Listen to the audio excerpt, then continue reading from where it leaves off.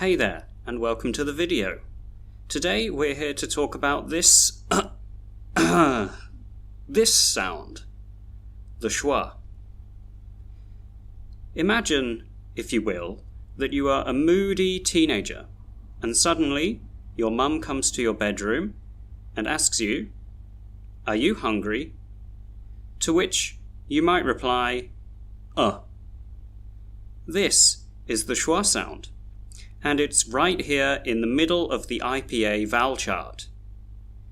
The schwa sound can be described as a very short sound which is central in the mouth and is produced with a relaxed tongue. Actually, the schwa is the most common vowel sound in English. It helps us to speak words quicker and in a more fluent way, and it's used in unstressed syllables. So let's take a look at some examples of the schwa sound. Here you can see 4 normal English words, but we would not pronounce them in the way they are spelled.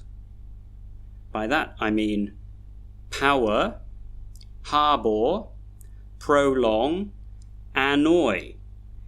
And that's because although they have 2 syllables, one syllable is a stressed syllable and the other one is an unstressed syllable. The unstressed syllables actually have schwa sounds in them.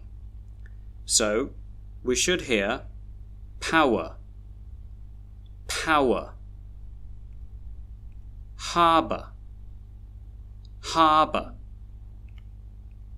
prolong, prolong, annoy, annoy.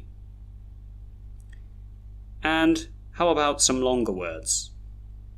We don't say container, glamorous, gorilla, forgetful.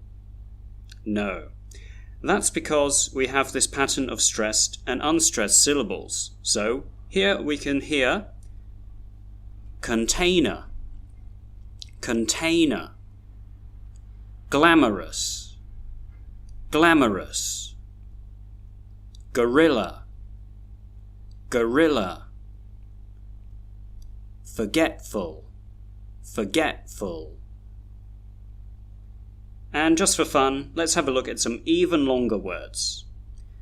As you can see here, we don't say information, information, or accuracy, accuracy. No, that's because we need to add schwa sounds to these words as well. So we should say information, information, accuracy, accuracy, apology, apology, comedian, comedian. It's as simple as that. Okay, now it's your turn. Replay the previous part of the video and then read and repeat the words in the list. You may like to record yourself reading the words and upload your recording to the Padlet page by scanning the QR code to see what other watchers of this video think of your schwa pronunciation. Okay, thank you for watching and see you in part 2.